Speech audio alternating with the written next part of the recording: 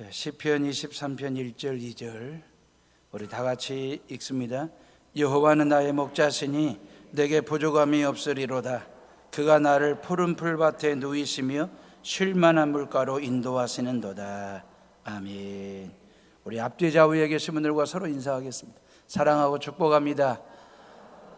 건강하십시오. 우리 2층에도 우리 잠옷실에도 인사들 하시고. 지난주 화요일 날 26일 날입니다.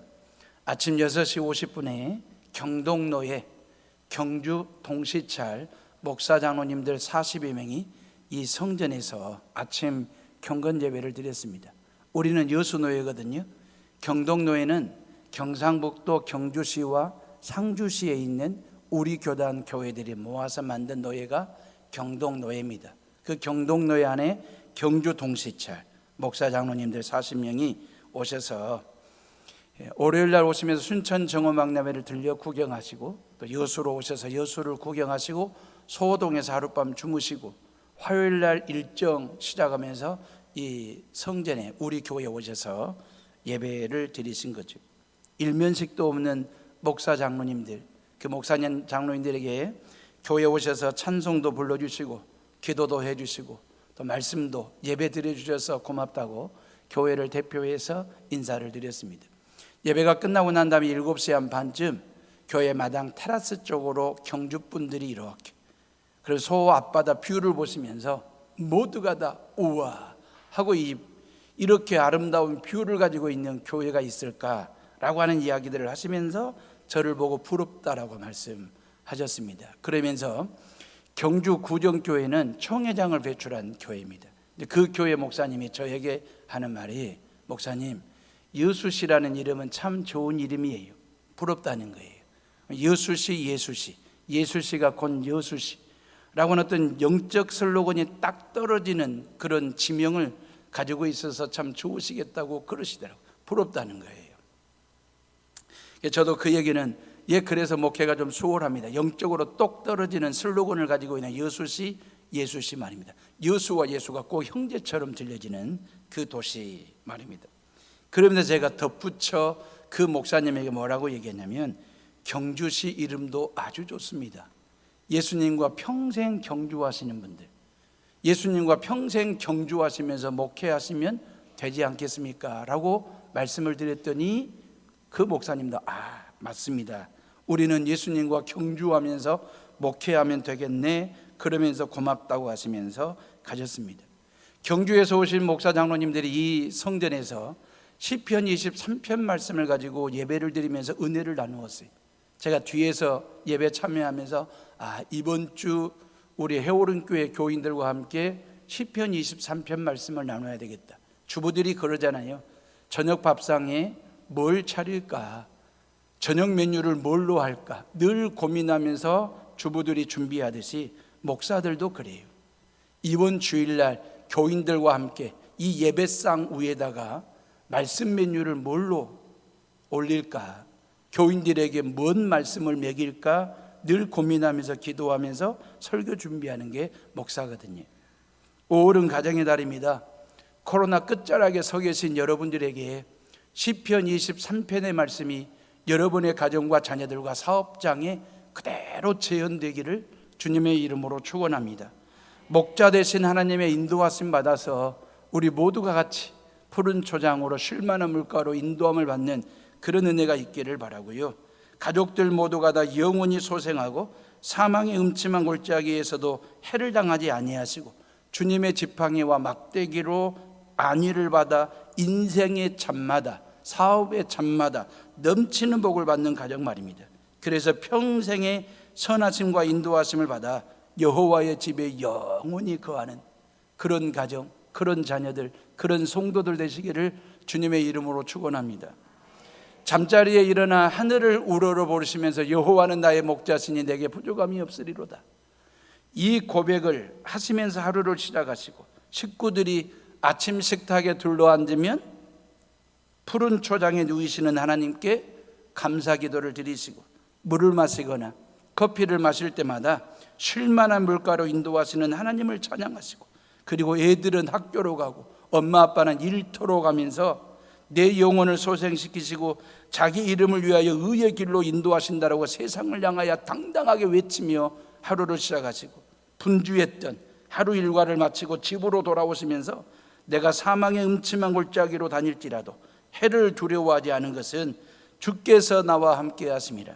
주의 지팡이와 막대기가 나를 안위하시나이다라고 고백하면서 귀가하는 가족들 되시기를 바라고, 집에 돌아와서 식구들과 함께 저녁 밥상에 둘러앉았을 때 내 원수의 목전에서 내게 상을 베푸시고 기름으로 내 머리에 바르셨으니 내 잔이 넘치나이다 라고 하는 감사, 기도, 찬송을 드리시고 잠자리에 들면서 나의 평생의 선하심과 인자하심이 정녕 나를 따르리니 내가 여호와의 집에 영원히 거하리로다. 이 고백을 하시는, 이 감사를 드리는 가정들 되시고 자녀들 되시기를 주님의 이름으로 축원합니다. 오늘은 마침 어린이 주일인데 우리 교회 학교 아이들이 정말 오랜만에 하나님의 몸된 성전에 나와서 선생님들 만나 함께, 목회자들과 함께 자기 부서 예배를 드리는 아주 중요한 날이거든요. 여호와 하나님을 나의 목자로 믿었는지, 그 말이 이 코로나 중에 말입니다. 우리 교회 학교 아이들뿐만 아니라 우리 모든 성도들이 이 코로나 중에 나의 목자는 나, 나의 주인은 나라고 목자와 주인을 혹 하나님에서 나로 체인지한 것은 아닌지 확인하고 점검하는 시간이 되었으면 좋겠다. 그리고 목자 되신 하나님이 여기까지 인도하신 그 은혜를 나누었으면 좋겠다. 그리고 앞으로 쭉 인도하실 하나님께 인도받을 우리가 감사함으로 예배하고 확실하게 믿어야 부족함이 없는 삶을 산다는 확신을 가지고 이 시편 23편 가지고 3주에 걸쳐서 말씀을 나누려고 합니다.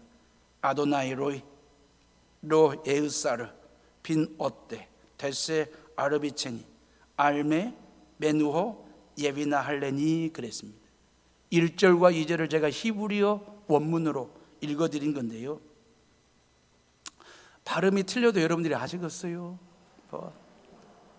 그냥 들리면 들리는 대로 제대로 읽었는갑다 그렇게 이해하시고, 아도나이 로이 그 말은 나의 목자 대신 그 말, 여호와는 나의 목자 그 말, 로 에으사르 그 말은 내게 부족함이 없다 그 말이, 빈 어때 데세 그 말은 연한 풀의 초장에 아르베체니 알메 메누오 그 말은 잔잔한 물가로 실만한 물가로 그 말입니다.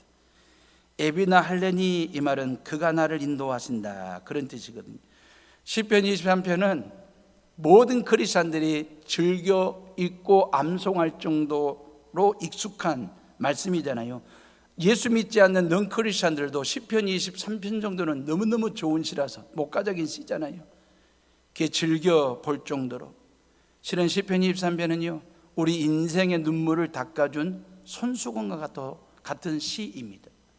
정말 우리의 삶 가운데 먹먹하고 막막하고 답답했을 때 그 말이, 이 시편 23편을 읽으면 우리의 속을 뻥 뚫어주는 사이다와 같은 그런 말씀 말이에요. 코로나로 인하여 지난 2년 동안 알게 모르게 훔친 눈물들, 흘린 눈물들 말입니다. 자식들 모르게, 아내 모르게,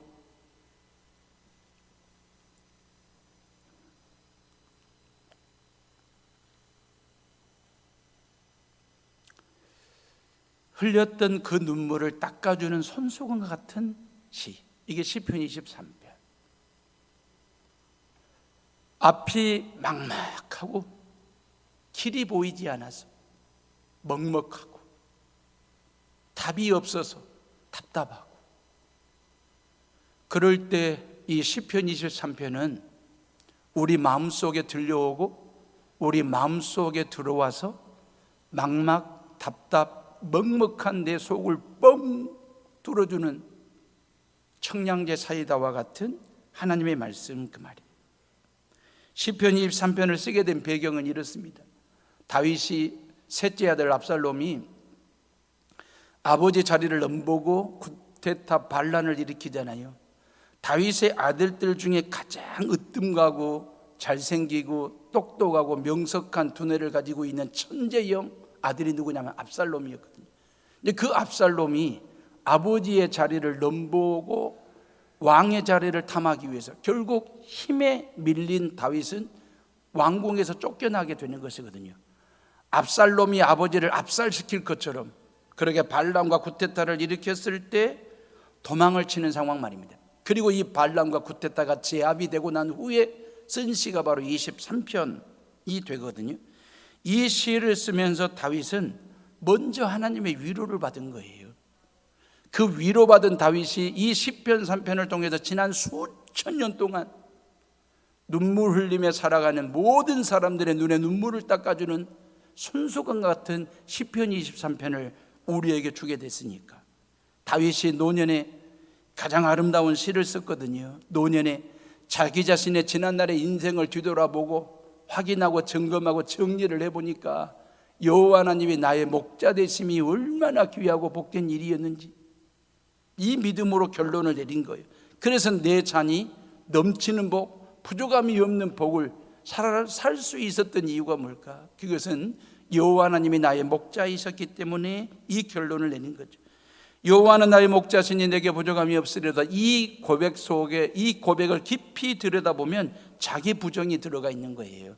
사도 바울이 그랬잖아요. 나의 나된 것은 전적인 하나님의 은혜라고. 이 고백 말입니다. 그런 것처럼 내 인생에 내가 내 인생의 목자가 된 것이 아니라 여호와 하나님이 내 인생의 목자이셨음을 고백하는 거죠.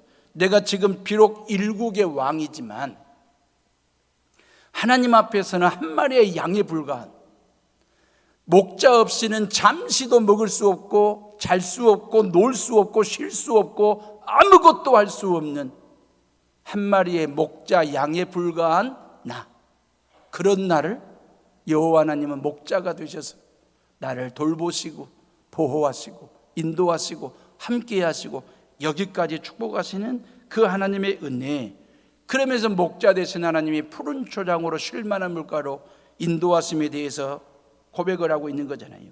소년 목동 시절에 구척장신 거인 골리앗과 맞서 싸워 이겼던 그 힘과 용기, 사울왕이 던지고 쏘는 칼과 창을 피할 수 있었던 그 지혜로운 말입니다. 그리고 모든 전쟁에서 전승, 백전백승을 했던 그 승리, 이 모든 것들이 인생 끝자락에 뒤돌아보고 다시 한번 확인했더니 전적인 하나님의 은혜라는 거예요.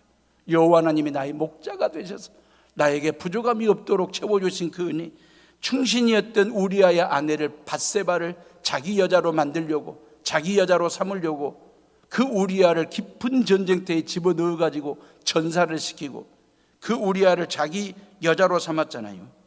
결국 그 벌로 인하여 압살롬의 반란과 구테타를 다윗이 경험하게 되거든요. 그러면서 궁궐을 떠나야만 되는 곤욕을 치르잖아요. 그러면서 인생 노년에 그 말이에요. 이런 모든 삶을 뒤돌아보고 정리를 해보니 하나님의 채찍도, 하나님의 책망도, 하나님의 징계와 징벌도 나를 향한 사랑이었고 나를 향한 은혜였다라고 하는 사실을 고백하는 말이 여호와는 나의 목자시니 내게 부족함이 없으리로다. 이 고백이 들에서 양을 치는 목동이 하나님의 은혜로 일국의 이스라엘의 전 백성들을 다스리는 목자 양이 됐잖아요. 양치기 소년이었기 때문에 양과 목자와의 관계를 어느 누구보다도 잘 알고 있었죠. 목자가 존재하는 이유가 양 때문이잖아요. 양이 살아가는 이유가 목자가 있기 때문에 가능한 이 상황 말입니다. 그래서 여호와는 나의 목자시니 내게 부족함이 없으리로다, 이런 고백을 한 건데 평생 이 믿음을 가지고 산 거잖아요. 아도나이 로이, 로 예흐사르. 이 믿음을 가지고 하나님과 경주하는 삶을 산 사람이 다윗이었습니다. 하나님은 나의 목자이시고 나는 하나님이 기르시는 양이라는 것. 그래서 부족함이 없는 삶을 살았고 앞으로도 그렇게 살 수 있다라고 하는 고백 말입니다. 시편 23편을 읽고 묵상할 때마다 다윗의 하루하루의 삶이 얼마나 아름답게 느껴지는지, 복스럽고 덕스럽고 그리고 부러울 정도로 말입니다. 매 순간순간마다 하나님의 임재와 동행을 경험하며 살아가는 그 다윗의 삶이 얼마나 행복할까. 봄, 여름, 가을, 겨울 할 것 없이 여호와 하나님의 인도하심을 받는 부족함이 없는 삶을 사는 그 다윗이 얼마나 기쁘고 즐겁게 살았을까라는 생각을 해봤거든요. 근데 다윗의 삶이 아름답고 복스럽고 덕스럽고 기쁘고 즐거웠던 것은 그런 삶이 세팅되었기 때문에 그랬냐 그 말이에요. 아니라는 거예요. 기뻐하고 즐거워할 수밖에 없는 삶의 무대가 갖추어졌기 때문에 이러한 삶을 살았느냐? 아니라는 거예요. 시편 23편을 자세히 들여다보면 험하고 또 위험한 상황이 나오거든요. 사망의 음침한 골짜기 그 말이에요. 원수의 목전에서 그 말입니다. 이 얼마나 두렵고 무서운 얘기입니까? 사망의 음침한 골짜기를 다닌 적이 한두 번이 아니라는 거예요. 원수의 목전에 설 때가 한두 번이 아니었다. 다윗의 인생은 결코 그 말이에요. 태평성대가 아니어서 파란만장한 삶 말입니다. 그럼에도 불구하고 내가 기뻐할 수 있고 즐거워할 수 있고 복스럽게 덕스럽게 아름답게 살아갈 수 있었던 것은 여호와 하나님이 나의 목자이셨기 때문에 그 말이에요. 이게 다윗의 고백이에요. 다윗의 삶을 더듬어 보면 다윗의 목자가 된 적이 종종 있었거든요. 자기 인생사 말입니다. 자기 인생사 자기가 주인 노릇했다가 된통 당한 적이 몇 번 있습니다. 대표적인 예가 아까 우리아의 아내 밧세바를 자기 여자로 말입니다. 모든 전쟁에서 이기다 보니까 안일해졌습니다. 나태해졌습니다. 벌건 대낮에 말이에요. 밧세바라고 하는 여자의 나신을 보고 음욕을 품은 거죠. 성욕이 생긴 거죠. 그래가지고 자기 여자 만들겠다고 우리아는 전쟁터에 보내가지고 죽게 만들고 말이에요. 이런 다윗을 하나님은 내버려 두지 않았습니다. 나단 선지자를 통해서 다윗이 지은 죄가 뭔지를 절절하게 깨닫게 하십니다. 깨우치게 하십니다. 그리고 절박한 회개를 하나님 앞에 하게 하십니다. 이유가 뭘까요? 하나님이 다윗을 볼 때, 다윗이 하나님을 믿을 때 그 하나님이 아저씨 정도 된다면 하나님께서 그런 다윗에게 나단 선지자를 보낼 일이 없습니다. 다윗이 그 하나님을 아저씨 정도로 믿었다면 그 나단 선지자의 가르침에 다윗이 깨우칠 일이 없습니다. 하나님 아버지가 볼 때 포기할 수 없는 자식이에요. 잊으면 안 될, 내버려둬서는 안 될, 방치방관해서는 안 될 자식이에요. 당신 자식. 그래서 나단 선지자를 보내서라도 깨우치게 하시고 회개하게 하시고 그리고 당신의 거룩한 백성으로 삼아주시려고 회초리를 들어서라도 꾸짖어서라도 쳐서라도 회개하게 하시고 하나님 앞에 바로 서게 하시는 그 하나님은 아저씨가 아니라 아버지, 나의 목자, 그 말이거든요. 내가 예수 그리스도를 믿고 크리스찬으로 산다라고 하는 것은 개인 혁명과도 같은 거예요. 신앙 갱신이에요. 혁명이라고 하는 말이 좀 세게 들리고 좀 귀에 거슬리게 들릴 수 있지만 이건 국어사전적 의미는 그래요. 통치체제와 통치자를 바꾸는 걸 혁명이라고 얘기하는 것이거든요. 우리가 예수 그리스도를 믿기 전에는 내가 나의 목자였고 내가 나의 주인이었거든요. 그랬던 저와 여러분들이 예수님 만나 예수님 믿어가지고 성령이 내 안에 들어오시면서 내 안에 신앙 혁명이 일어난 거잖아요. 인생 갱신이 일어난 거잖아요. 통치자를 바꾼 거예요. 통치체제, 다스림이 달라진 것 말입니다. 예수의 다스림을 받는 순간 내 안에 하나님의 나라가 만들어진 거고요. 나는 하나님 나라 백성이 되는 거예요. 이게 신앙의 혁명이에요. 이게 바로 인생 갱신이다라고 하는 거예요. 예수님을 내 삶의 주인으로 목자로 모시는 것 말입니다. 사랑하는 에오롬의 식구들이, 하나님은 코로나 전에도 저와 여러분들의 목자이셨습니다. 코로나 중에도 목자이셨습니다. 코로나 후에도 목자이실 것입니다. 문제는 납니다. 내가 그 하나님의 양으로 사냐 그 말이에요. 코로나 전에는 하나님의 양으로 살았습니다. 코로나 중에 혹여나 하나님의 양됨을 잊어버린 것은 아닌지, 코로나 이후에 어떻게 살 것인지 그 말이에요. 하나님의 양으로 산다라고 하는 것은 양이 어떤 동물인지를 안다라고 하는 얘기거든요. 다윗이 그걸 알았던 거지요.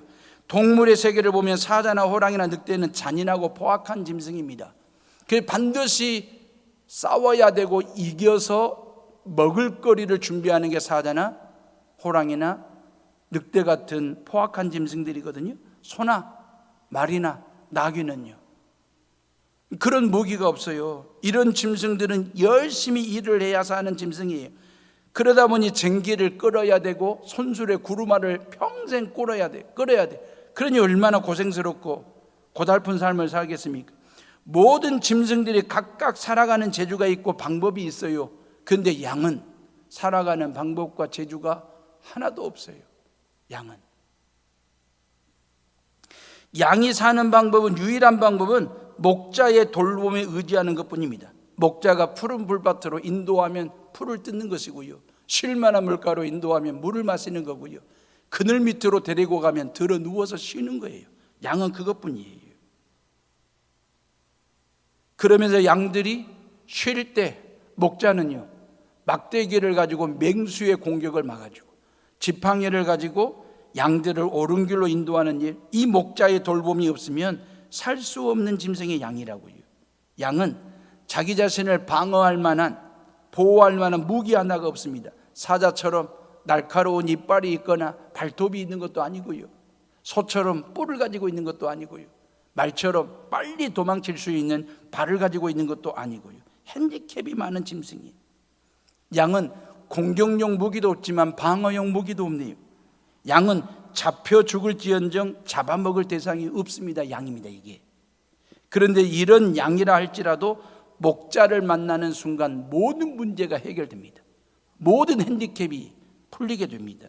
푸른 불밭에서 마음껏 뛰놀 수 있고요. 왜? 목자를 만났으니까. 목자의 돌봄과 보호를 받고 인도를 받을 수 있는 양. 양은 어리석어서 왔던 길도 못 찾는 우매한 동물입니다.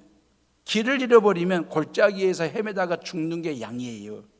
스스로 살 길을 찾지 못할 정도로 맹한 데가 있는 짐승입니다. 약하고 겁이 많은 동물 말입니다. 사소한 소리에도 바스라지게 놀래는 짐승. 그래서 양 한 마리가 뛰면 다른 양들은 영문도 모르고 같이 뛰는 이런 우매한 짐승 양 말입니다. 양들은 몸이 항상 약하기 때문에 목자가 보호해 주어야만 되는 존재의 그 말이에요. 모든 동물은 다 살기 위해서 일을 합니다. 사나운 짐승들은 싸워서 자기 먹이를 준비해야 되고 굴을 판다든지 그 굴에다가 음식을 저장한다든지, 소나 나귀는요, 주인을 위해서 열심히 일을 해야 주인으로부터 먹을 걸 얻는 게 짐승이에요. 그리고 주인이 만들어준 우리 속에서 보호를 받고요. 그러나 양은 하는 일이 없어요. 양이라는 동물은 먹고 살기 위해서 하는 일이 하루 종일 없습니다. 아무것도 없습니다. 오롯이 양이 하는 일은 목자를 따르는 일밖에 없습니다. 목자의 인도를 받는 것만이 먹을 수 있고 쉴 수 있고 잠을 잘 수 있습니다. 이게 양이에요. 목자를 잘 따르면 목자가 가는 대로 가고 목자가 있는 곳으로 가면 풀을 먹을 수 있고 물을 마실 수 있고 쉼을 얻을 수 있어요. 이런 양을 위해서 목자는요, 푸른 초장을 찾습니다. 쉴만한 물가를 찾습니다. 들을 넘고 산을 넘어서 연한 풀이 있는 양떼들을 먹일 수 있는 푸른 초장을 찾는 목자 말입니다. 양들은요, 배가 불러야 논대요, 배가 불러야 들어 눕는데요, 배가 불러야 잠을 잔대요. 배가 고프면 절대 놀지 못한답니다. 잠도 못 잔답니다. 그래서 놀고 있는 양을 보면 배가 부른 모양이구나 라고 보시면 정확합니다. 그래서 양은 자기 먹을 것 걱정할 필요가 없습니다. 스스로 먹이를 준비하거나 창고에 쌓아둘 필요가 없습니다. 게을러서도 된다는 뜻이 아니라 목자만 있으면 된다, 그 뜻입니다. 이게 양입니다. 사랑하는 해오름의 식구들이여, 양은 언제나 목자 앞에서 삽니다. 이것이 양의 사는 방법이에요. 사자나 늑대는 짐승을 잡아먹고 살고 소나 나귀는 일하면서 살잖아요.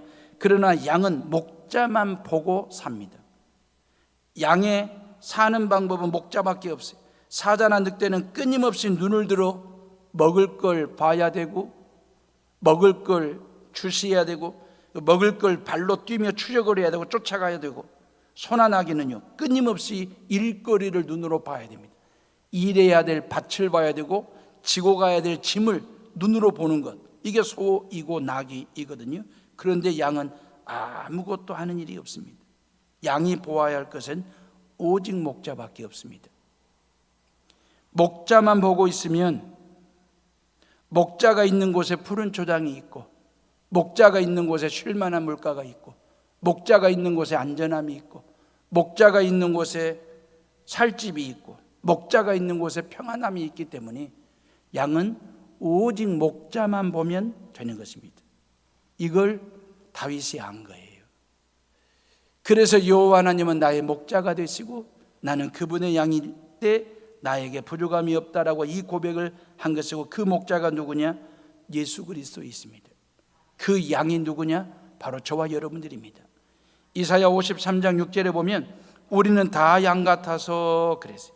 영어 성경에 보니까 We all like sheep 그랬거든요. 우리는 다 양 같아서. 성경의 가르침이에요. 인간이 겉으로 보기에는 강한 것 같아요. 인간이 겉으로 보기에는 단단한 것 같죠. 튼튼한 것 같죠. 대단한 것 같죠. 근데 우리의 원재료는 흙이란 말이에요. 정말 연약한 존재, 언제든지 토기장이 되신 하나님의 손에서 떨어지면 바싹 깨질 수도 있는 그런 연약한 존재가 바로 우리 인간.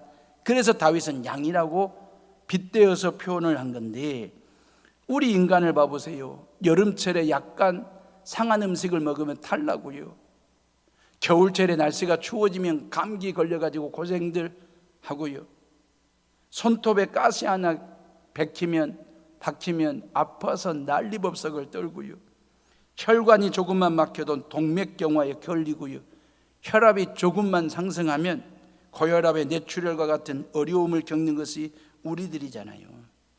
우리는 지난 2년 동안 인간이 얼마나 양처럼 연약한 존재인지, 깨질 수 있는 존재인지를 여실히 경험하고 체험했지 않습니까?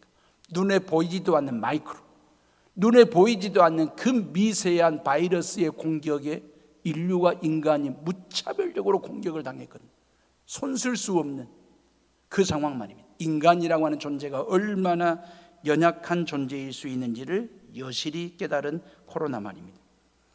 양같이 연약한 인간이 만나야 될 분은 목자 되신 하나님이십니다. 대통령 만나가지고 장군을 만나거나 천재를 만나고 부자를 만나가지고 우리의 연약한 문제가 해결되는 게 아닙니다.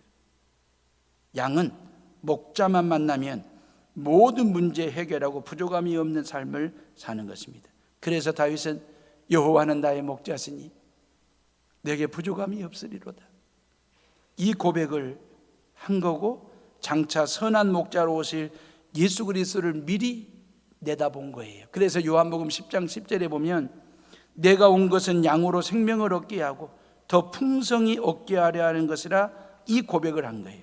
그러니까 예수님이 말씀하신, 내가 인간의 몸을 입고 우리 가운데 오신 것은 우리로 하여금 생명을 풍성하게 얻게 하려 하신다. 예수님의 말씀하신 그 풍성과 다윗이 고백한 내게 부족함이 없으리로, 이 말은 일치하는 말이에요. 풍성함과 부족함이 없다라고 하는 건 일치하는 말. 예수님께서 요한복음 6장 35절에 내가 곧 생명의 떡이니 내게 오는 자는 결코 줄이지 아니할 터이요 나를 믿는 자는 영원히 목마르지 아니하리라고 말씀하셨는데, 결코 줄이지 아니하리라, 영원히 목마르지 아니하리라고 하는 이 예수님의 말씀과 다윗의 부족함이 없다라고 하는 말은 일맥상통한 말이거든요. 이유가 뭡니까? 다윗의 고백처럼 예수님도 우리를 푸른 풀밭과 쉴만한 물가로 인도하시는 목자가 되시기 때문에, 그게 바로 겟세마네 동산이고 그게 바로 골고다 언덕이거든요. 우리 예수님은요, 내가 제 십자가를 지고 겟세마네 동산에 십자가 죽음을 놓고 하나님 앞에 기도했고요, 골고다 언덕에서 나를 대신하여 십자가 위에 당신의 모든 피를 다 쏟으신 그 예수 그리스도 말입니다. 그래서 그 예수 그리스도께서 우리 모두를 위하여 구원의 푸른 초장을 만들어 주시고 구원의 쉴만한 물가를 만들어 주셔서, 그 예수님을 내 구원의 푸른 초장과 쉴만한 물가로 삼은 자들마다 죄사함에 부족함이 없게 하시고, 하나님의 자녀됨에 부족함이 없게 하시고, 구원받는 데 부족함이 없도록 채워주시고 부어주시는 그 하나님의 놀라운 은혜가 바로 예수 그리스도 말이에요. 이 5월 가정의 달을 시작하는 해오름의 모든 식구들에게 부족함이 없는 복이 임하시기를 주님의 이름으로 축원합니다.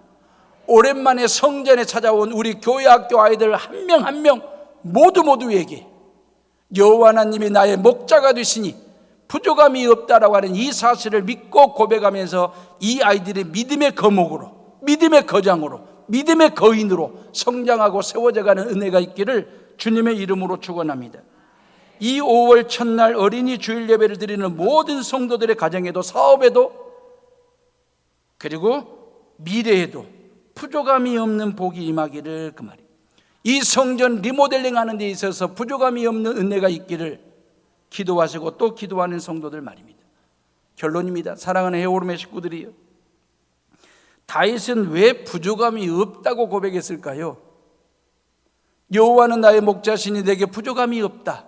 왜 부족함이 없다라고 고백했을까요? 저 같으면 여호와는 나의 목자시니 내가 모든 것을 만족하노라. 뭐 만족한다고 긍정문으로 바꾸면 훨씬 더 말하기도 좋고 듣기도 좋을 텐데 왜 부정문으로 고백을 했을까요? 나에게 부족함이 없다라고 그렇게 얘기했을까요?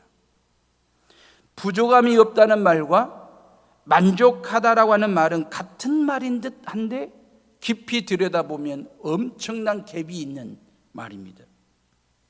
부족함이 없다는 말은 필요한 것만큼 채워진다는 말이에요. 잘 들어보세요.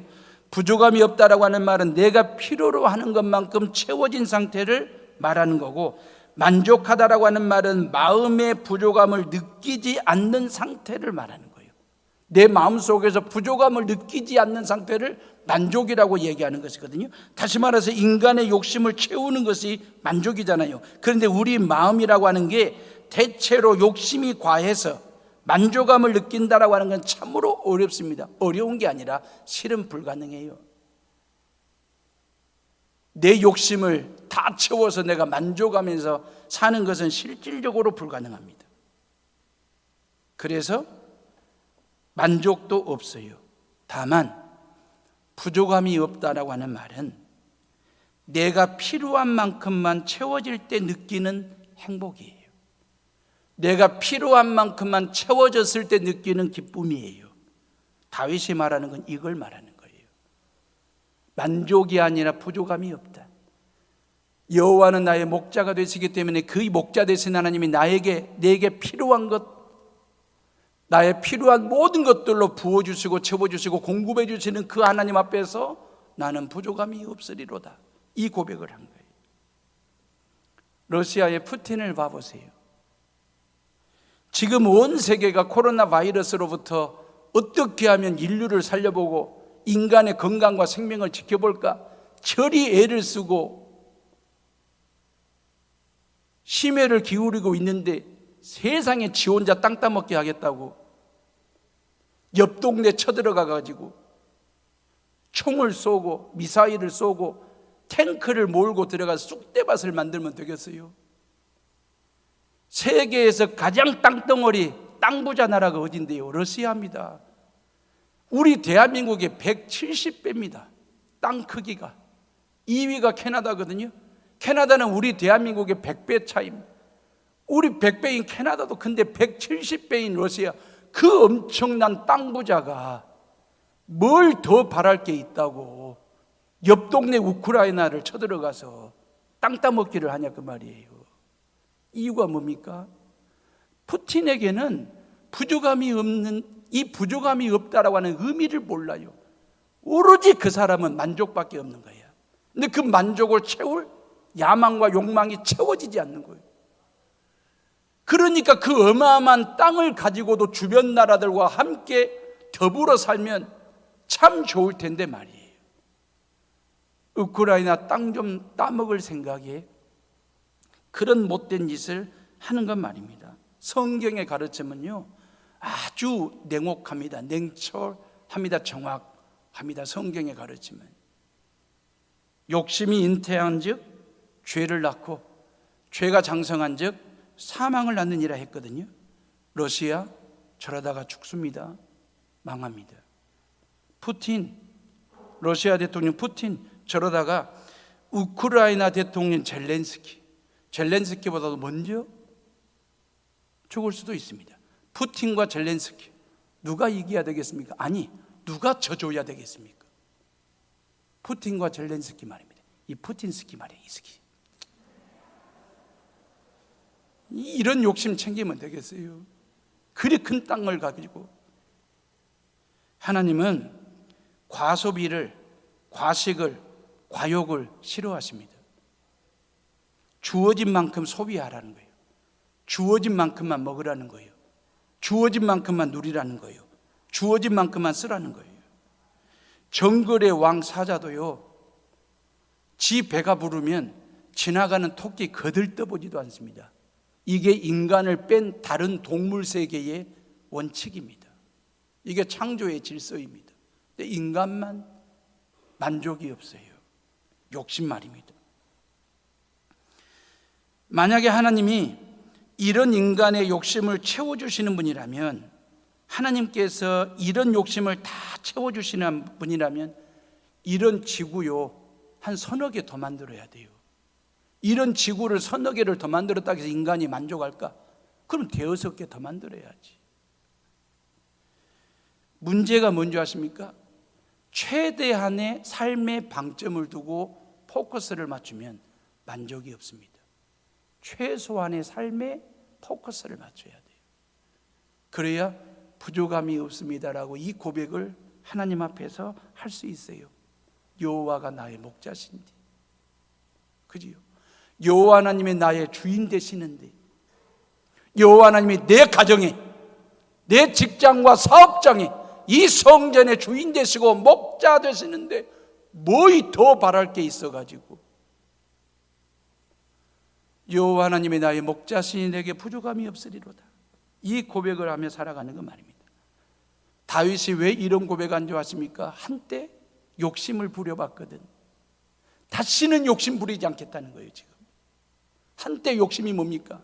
벌건 대낮에 밧세바의 여체를 보고 음욕과 성욕을 품어가지고 욕심 부려가지고 그 밧세바를 자기 여자로 삼는 아둔한 죄를 범했거든요. 그랬다가 하나님 앞에 아주 혼쭐 난 거고요. 가룟 유다의 마음속에 예수를 팔고자 하는 마음이 언제 사탄 마귀가 심었냐면, 예수를 통해서 돈을 벌고 싶어하는 마음이 생겼을 때 그 마음속에 마귀가 예수를 팔 생각을 심었다라고 하는 거죠. 어느 교회가 주보를 인쇄소에서 만드는데 인쇄소에서 담임 목사님께 전화가 온 거예요. 목사님, 이번 주 주일날 설교 제목이 빠졌습니다. 설교 제목이 뭡니까? 라고 전화로 물었더니 그 목사님이 여호와는 나의 목자시니 일러줬습니다. 근데 그 인쇄소 직원이 항상 요 목사님의 설교 제목은 길었거든요. 다시 묻는 거예요. 목사님, 그게 답니까? 그게 다냐고 물었더니 이 목사님이 설교 제목을 다시 한번, 여호와는 나의 목자시니 그게 전부입니다. 그렇게 알려줬습니다. 토요일 날 주보가 배달됐습니다. 와서 주보를 열어봤더니 설교 제목이 여호와는 나의 목자시니 그게 전부입니다. 이렇게 된 거예요. 놀래가지고 당황스러워가지고, 그래가지고 이 오타가 나왔는데, 그러다가 다시 읽어보고 또 읽어보면서 이건 오타가 아니라 정타라고 하는 사실을 깨달은 거예요. 목사가 만든 설교 제목, 인쇄소 직원이 실수했겠지만 그 실수보다도 오히려 목사가 만든 설교 제목보다 더 디테일한, 확실한 설교 제목 말입니다. 여호와는 나의 목자시니 그게 전부입니다. 그거면 충분합니다. 그 얘기잖아요. 여러분들 어떠세요? 여호와 하나님이 여러분들에게 전부이십니까? 아니면 부분이십니까? 피자 쪼개 먹듯이, 파이 나누듯이. 예수는 전부이십니까? 아니면 부분이십니까? 예수님으로 충분하십니까? 아니면 예수님 외에 다른 것이 또 필요하십니까? 이 5월 첫날부터 여호와 하나님이 나의 목자시니 내게 부족함이 없으리로다, 이 고백으로 시작하는, 아빠도 엄마도 할아버지도 할머니도 손주들도 여호와는 나의 목자시니 내게 부족함이 없으리로다. 이 고백으로 시작하는 우리 해오른교회 목사도 장로도 권사도 집사도 교회학교 교사도 교회학교 아이들까지 아도나이 로 에으사르, 이 고백으로 시작하는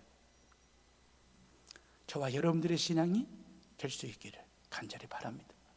우리 이 시간 조용히 묵상하며 기도하겠습니다.